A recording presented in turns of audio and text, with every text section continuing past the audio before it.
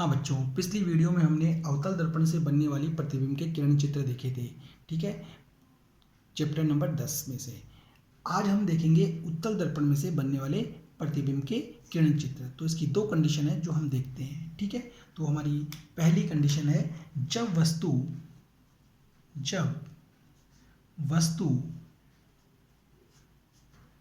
अनंत पर रखी हो। ठीक है, जब वस्तु अनंत पर रखी हुई हो तब उत्तल दर्पण से कैसा प्रतिबिंब बनेगा वो देखेंगे।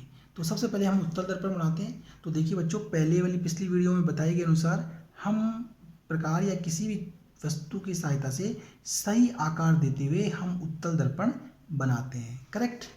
ऊपर की फोर लाइन और नीचे की फोर लाइन को हटाने के बाद हमें सेंटर पॉइंट मिल जाएगा बीच का। तो ये बन गया हमारा ध्रुव। ध्रुव से हम सेम डिस्टेंस रखते हुए 9 सेंटीमीटर का मुख्य अक्ष खींचते हैं और समान दूरी रखते हुए दो डॉट लगाते हैं 3-3 सेंटीमीटर की डिस्टेंस पर। तो यहाँ से यहाँ तक की 3, यहाँ से यहाँ तक की 3। ठीक है, पिछली वीडियो में ऐसा क्यों किया हमने क्लियर कर लिया था, तो आपको समझ में आ गया होगा। देखिए बच्चों, अब हम दर्पण के ऊपर पहले पॉलिश करेंगे। ठीक है, देखिए इस प्रकार दर्पण पे पॉलिश करेंगे। करेक्ट। इस मुख्य अक्ष को थोड़ा सा हम और थोड़ा सा आभासी रूप से इधर की तरफ बढ़ा लें। ठीक है, देखिए बच्चों, अब हमने वस्तु कहाँ हो, अनंत पर रखी हुई हो। जब वस्तु अनंत पर होती है, तो जितनी भी प्रकाश की किरणें आएंगी वो इस मुख्य अक्ष के समांतर आती हैं। ठीक है, तो माना कि ये प्रथम प्रकाश की किरण ये आई। ठीक है, जो मुख्य अक्ष के समांतर दर्पण पे आई। अब ये दर्पण पे आई, इस तरफ नहीं जाएगी, वापस टकरा करके और ये इस डायरेक्शन में फैल गई। करेक्ट। अब देखिए लास्ट प्रकाश की किरण ये इधर से आती है। ठीक है, मुख्य अक्ष के समांतर ये प्रकाश की किरण आई। ठीक है, अब ये इस डायरेक्शन में नहीं जा पाएगी क्योंकि पॉलिश हो रखी है, ये परावर्तित हो जाती है और इस दिशा में फैल जाती है। ओके, देखिए बच्चों, अगर इन दोनों किरणों को हम पीछे की तरफ बढ़ाते हैं, ठीक है, इन दोनों किरणों को यदि हम पीछे की तरफ बढ़ाते हैं तो ये दोनों किरणों को पीछे की तरफ बढ़ाते हैं हम, तो ये किरणें एक दूसरे को F1 पे क्रॉस करती हैं। ये दोनों किरणें एक दूसरे को F1 पर क्रॉस करती हैं। तो चूंकि पीछे की ओर बढ़ाने पर F1 पर क्रॉस कर रही है, तो इसका मतलब प्रतिबिंब कहाँ बनेगा, F1 पर बनता है। तो हम यहाँ लिख सकते हैं कि प्रतिबिंब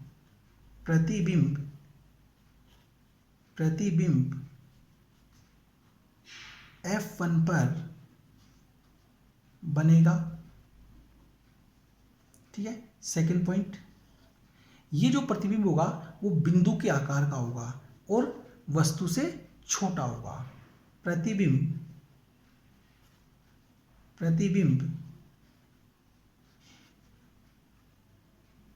बिंदु के आकार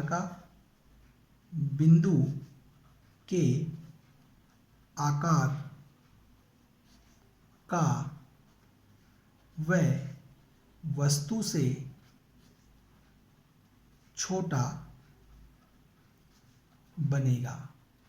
ठीक है, छोटा बनेगा। नेक्स्ट तीसरा, प्रतिबिंब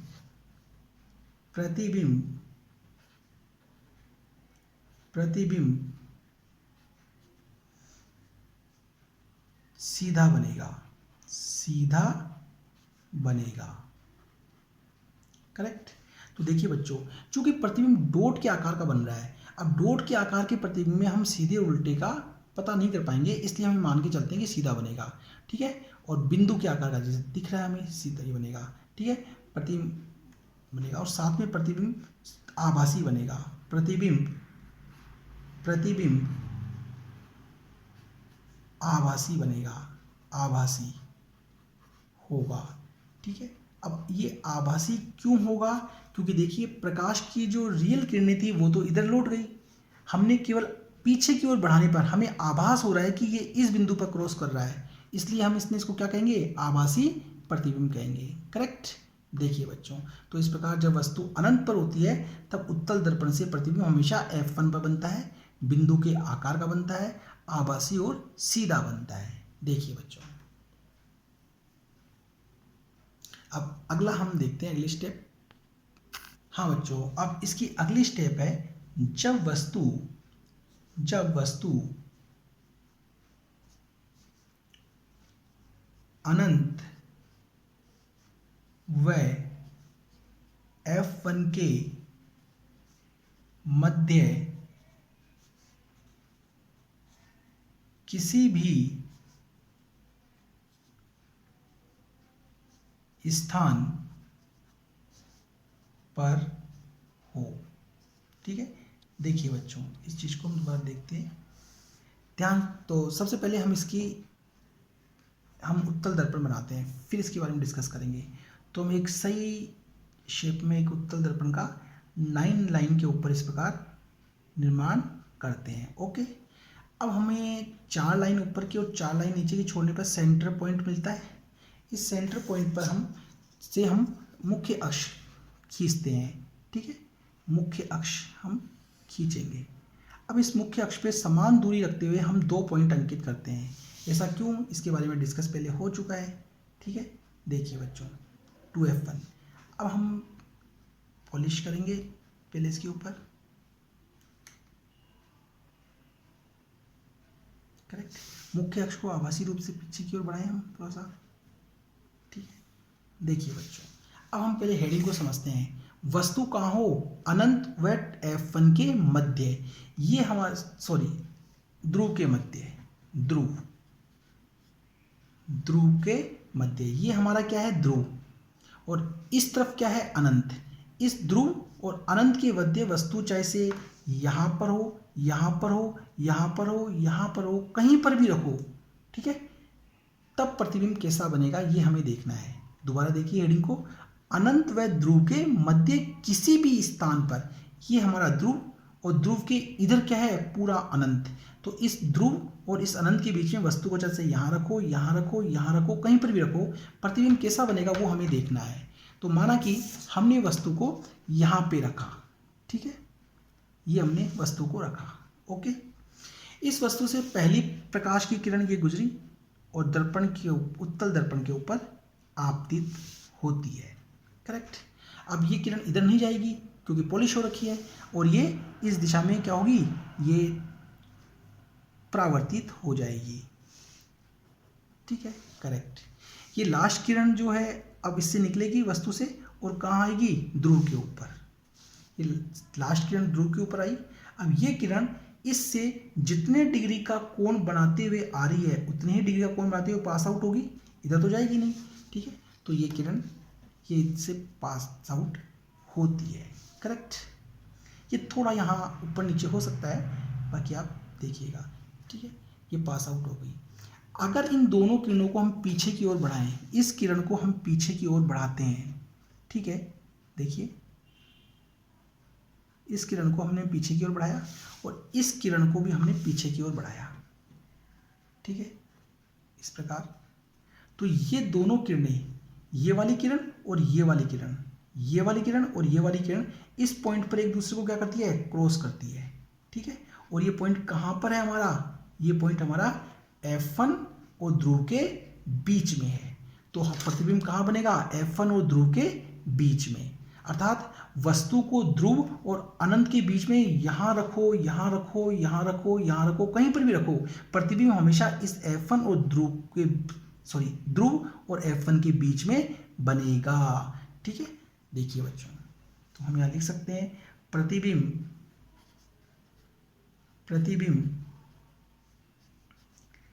F1 व ध्रुव के मध्य बनेगा। फर्स्ट, प्रतिबिंब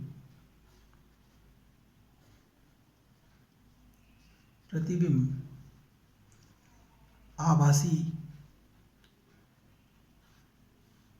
व सीधा बनेगा, सीधा होगा। कैसे, देखिए, ये किरणें इधर चली गई, ये किरण इधर चली गई, हम केवल इनको पीछे की ओर बढ़ा रहे हैं, मतलब वास्तव में तो नहीं क्रॉस कर रही, केवल बढ़ाने पर आभासी हो रहा है हमें, इसलिए आभासी प्रतिबिंब। सीधा ये मुख्य अक्ष है, इसके ऊपर बन रहा है, इसलिए सीधा प्रतिबिंब होगा। करेक्ट।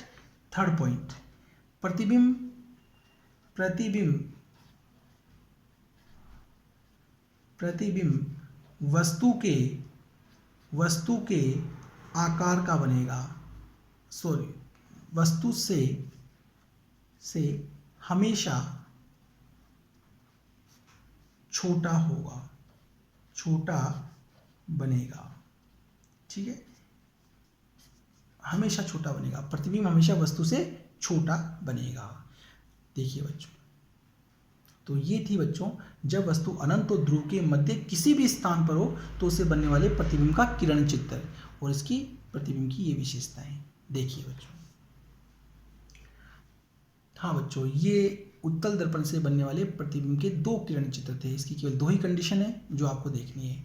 बच्चों इंपॉर्टेंट बात ये होती है कि ये किरण चित्र आपको बहुत अच्छी तरह इसका अभ्यास करना है, क्योंकि ये एग्जाम में किरण चित्र पूछे जाते हैं बिल्कुल प्रॉपर, जैसा कि मैंने बताया कि लाइनों को बिल्कुल काउंट करके ये नाप डिस्टेंस बराबर रखते हुए आपको प्रैक्टिस करनी है, जिससे कि एक सटीक आपका रे डायग्राम बन जाए। ठीक है, देखिए बच्चों, हाँ बच्चों, अब हम देखेंगे दर्पण के उपयोग। अवतल दर्पण के उपयोग। ठीक है, देखिए बच्चों, इसका कहाँ कहाँ हम उपयोग करते हैं। पहला, गाड़ी की हेड लाइट में, गाड़ी की हेडलाइट के अंदर करते हैं, क्योंकि यह प्रकाश किरणों को एक बिंदु पर मिलाता है। ठीक है, ये इसका रीजन है। कई बार पूछ लिया जाए तो आप रीजन दे सकते हैं। दूसरा हम कर सकते हैं, दंत चिकित्सक द्वारा दांतों का बड़ा प्रतिबिंब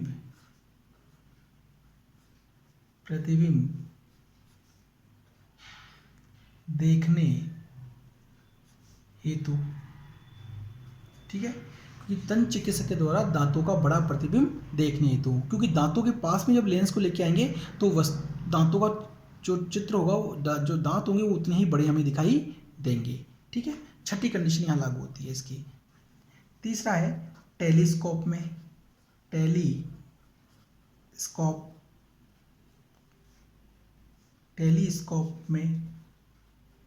नेक्स्ट है फोर्थ, शेविंग दर्पण के रूप में।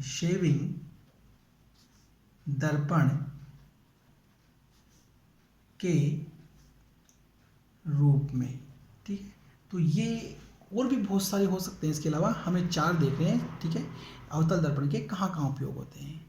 अब हम देखते हैं उत्तल दर्पण के क्या उपयोग है। उत्तल दर्पण के उपयोग। तो देखिए बच्चों, पहले इसको मैं लिख लूँ फिर आपको समझाता हूँ। इसका सबसे महत्वपूर्ण उपयोग है गाड़ियों में चालक मतलब ड्राइवर, चालक के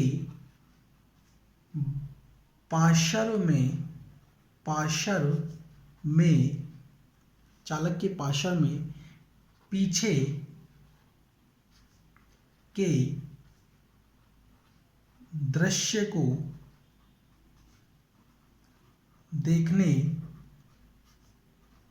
के लिए।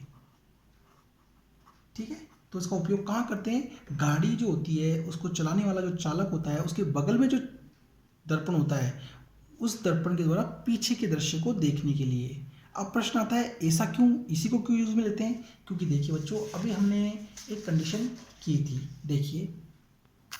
देखिए बच्चों, अभी हमने कंडीशन की थी कि वस्तु ध्रुव और अनंत के बीच में कहीं पर भी रखी हुई हो, प्रतिबिंब हमेशा F1 और ध्रुव के बीच में ही बनेगा। ठीक है, इसी प्रकार मान लीजिए कोई भी गाड़ी यहाँ पर हो, यहाँ पर हो, यहाँ पर हो, कहीं पर भी हो, ठीक है, हमेशा प्रतिबिंब F1 और ध्रुव के बीच में ही बनेगा। और कैसा बनता है? सीधा बनता है। तो इसलिए इसको पार्श्व दर्पण के रूप में काम में लेते हैं। क्यों लेते हैं? क्योंकि इससे हमेशा कैसा प्रतिबिंब बनता है? सीधा। और वस्तु से कैसा बनेगा? छोटा। चाहे से वस्तु कहीं पर भी रखी हुई हो, हमेशा उसका सीधा और छोटा प्रतिबिंब बनता है, इसलिए इसको काम में लेते हैं। देखिए बच्चों, तो हम कह सकते हैं क्योंकि वस्तु कहीं पर भी हो, प्रतिबिंब सीधा व प्रतिबिंब हमेशा सीधा और छोटा बनता है, कहीं पर भी रखी हुई हो। तो देखिए बच्चों, ये थे अवतल दर्पण के उपयोग, ये थे उत्तल दर्पण के उपयोग। कई बार छोटे प्रश्नों में पूछा जाता है। देखिए, हाँ बच्चों, अब हमारा अगला एक नया टॉपिक है कार्तिकेय चिन्ह परिपाटी। ठीक है, कार्तिकेय चिन्ह परिपाटी। अब ये कार्तिकेय चिन्ह परिपाटी क्या होती है, इसकी परिभाषा हम लास्ट में देखेंगे, पहले इसकी थ्योरी को समझेंगे। तो सबसे पहले हम एक अवतल दर्पण बनाते हैं। हम उत्तल दर्पण भी बना सकते हैं, कोई सा भी दर्पण आप बना सकते हो इस चिन्ह परिपाटी को समझने के लिए। तो हम पहले की तरह इस अवतल दर्पण बनाएंगे। ठीक है, ये मुख्य अक्ष हम बिल्कुल सेंटर पॉइंट से मुख्य अक्ष खींचेंगे। ठीक है, ये हमारा F1, ठीक है, और ये 2F1। ओके, देखिए बच्चों, ये मुख्य अक्ष हो गया। देखिए बच्चों, कार्तिकेय चिन्ह परिपाटी जो होती है, इस परिपाटी में ये जो ध्रुव होता है, इसको हम मूल बिंदु मानते हैं। इस ध्रुव को मूल बिंदु मानते हैं। ठीक है, तो पहले मैं साथ के साथ लिखते जाता हूं कि इस परिपाटी में ध्रुव को मूल बिंदु मानते हैं। करेक्ट, इस ध्रुव को हम क्या मानते हैं? मूल बिंदु। और जो इसकी मुख्य अक्ष है, ये जो मुख्य अक्ष है, इसको हम कार्तिकेय चिन्ह परिपाटी का निर्देशांक x अक्ष मानते हैं। निर्देशांक x अक्ष मानते हैं। और मुख्य अक्ष को निर्देशांक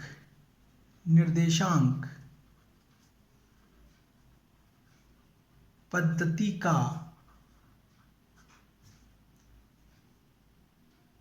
x अक्ष मानते हैं। ये दो बातें आपको याद रखनी है। ध्रुव को हम मानते हैं हमेशा मूल बिंदु, और इस मुख्य अक्ष को हम इसका निर्देशांक पद्धति का x अक्ष मानते चलते हैं। करेक्ट। अब इसके थ्रू 4 नियम बताए गए हैं, तो हम वो 4 नियम देखेंगे, इसके नियम।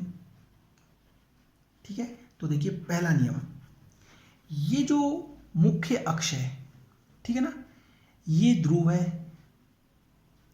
देखिए, ये मुख्य अक्ष के समानांतर जितनी भी दूरियों को हम काउंट करेंगे, वो हमेशा ध्रुव से करेंगे। ये मुख्य अक्ष है, इसके समानांतर जितनी भी दूरियों को हम काउंट करेंगे, वो कहाँ से करेंगे? ध्रुव से करेंगे। तो हम यहाँ देख सकते हैं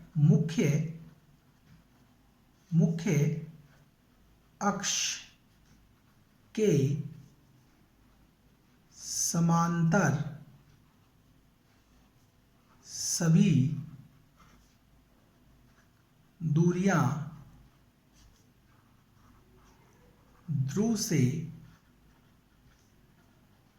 नापते हैं। ठीक है, ये मुख्य अक्ष है, इसके समांतर जितनी भी दूरियां हमें नापनी होगी वो हम ध्रुव से नापेंगे। करेक्ट, कैसे वो आगे थोड़ा और क्लियर होगी, फिलहाल इस बात को याद रखिए। सेकंड पॉइंट देखिए,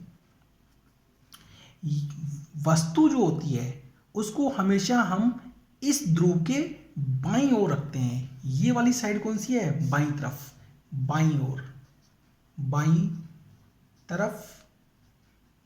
ठीक है, ये होती है दाईं तरफ, दाईं तरफ। तो वस्तु हमेशा हम बाईं तरफ रखते हैं, ये हमेशा याद रखिएगा, वस्तु हमेशा बाईं तरफ होती है, ये ध्रुव के या मूल बिंदु के बाईं तरफ। पिछली 8 कंडीशनें अभी हमने देखी अवतल उत्तल की, तो हमने वस्तु को हमेशा दर्पण के इस तरफ रखा था, इस तरफ नहीं रखा। तो ये नियम के अनुसार हमें हमेशा वस्तु को हम बाईं ओर रखते हैं। ठीक है, तो यहाँ लिखेंगे वस्तु हमेशा मूल बिंदु के बाईं ओर रखते हैं। करेक्ट। नेक्स्ट तीसरा नियम देखिए, ये मूल बिंदु है, इस मूल बिंदु के बाईं ओर की जो ये दूरियां हैं ये हमेशा ऋणात्मक मान के चलते हैं। ठीक है, मान लीजिए यहां से लेकर और यहां तक की दूरी 10 सेंटीमीटर है, तो हम इसको -10 कहेंगे। ठीक है, मतलब ये मूल बिंदु है, इस मूल बिंदु के इस तरफ की सारी दूरियों को हम ऋणात्मक मान के चलते हैं। जैसे यहां से यहां तक की दूरी 10 सेंटीमीटर है, तो हम 10 नहीं बोलेंगे, -10 बोलेंगे। करेक्ट।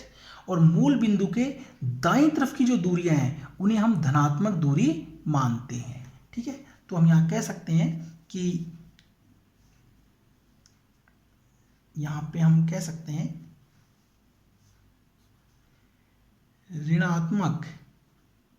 ऋणात्मक दूरी। ठीक है, ध्रुव से इधर की दूरियां क्या हो गई, ऋणात्मक, और ध्रुव के इधर की दूरियां क्या हो गई, धनात्मक दूरियां, धनात्मक दूरी।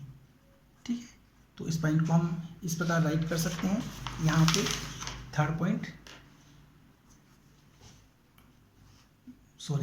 मूल बिंदु के बाईं ओर की मुख्य अक्ष के समांतर दूरी ऋणात्मक होती है,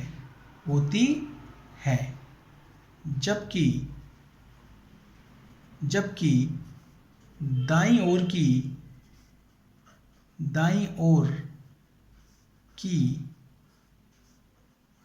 धनात्मक होती है।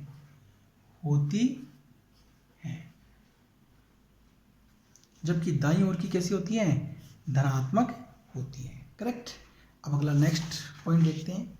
देखिए बच्चों, ये मुख्य अक्ष है, इस मुख्य अक्ष के ऊपर की जो ये ऊंचाई है, ठीक है, इसको हम धनात्मक ऊंचाई मान के चलते हैं। ठीक है, धनात्मक, पॉजिटिव h।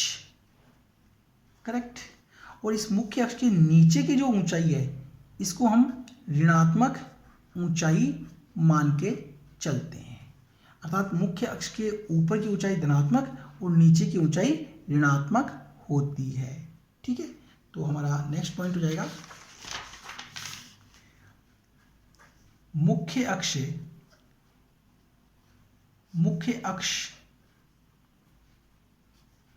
के ऊपर की ऊंचाई को धनात्मक ऊंचाई मानते हैं, जबकि नीचे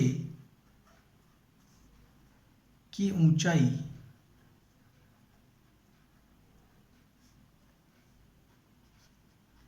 ऋणात्मक मानते हैं। ठीक है, तो ये थे बच्चों कार्तिकीय निर्देशांक पद्धति के 4 नियम। तो इसकी परिभाषा क्या होगी, जो हमने पहले भी बताया था आपको, क्या हो सकती है इसकी परिभाषा। इस कार्तिकीय चिन्ह परिपाटी के द्वारा हम इस दर्पण के द्वारा जो परावर्तन हो रहा है, ठीक है, उस परावर्तन का क्या कर रहे हैं, हम अध्ययन कर रहे हैं। ठीक है, तो इसके अध्ययन के लिए जो कुछ ये नियम बनाए गए हैं, इन नियमों को हम क्या कहेंगे, कार्तिकीय चिन्ह परिपाटी। करेक्ट। देखिए बच्चों, तो हम इसकी परिभाषा ये लिख सकते हैं कि इस प्रकार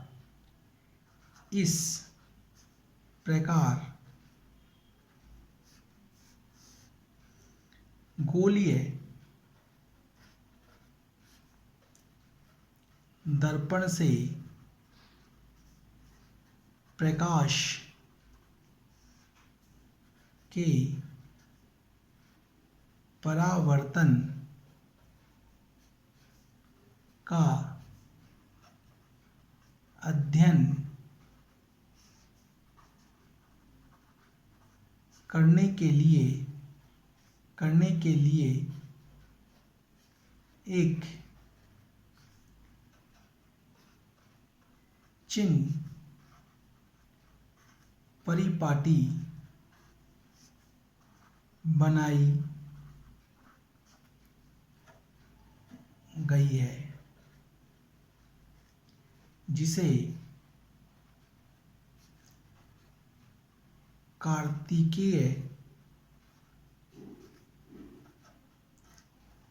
चिन्ह परिपाटी कहते हैं। ठीक है, इसे कहते हैं हम कार्तिकीय चिन्ह परिपाटी। तो ये था बच्चों हमारा कार्तिकीय चिन्ह परिपाटी। एग्जाम में जब ये आता है तो आपको ये भी ड्रॉ करना जरूरी होता है। देखिए बच्चों,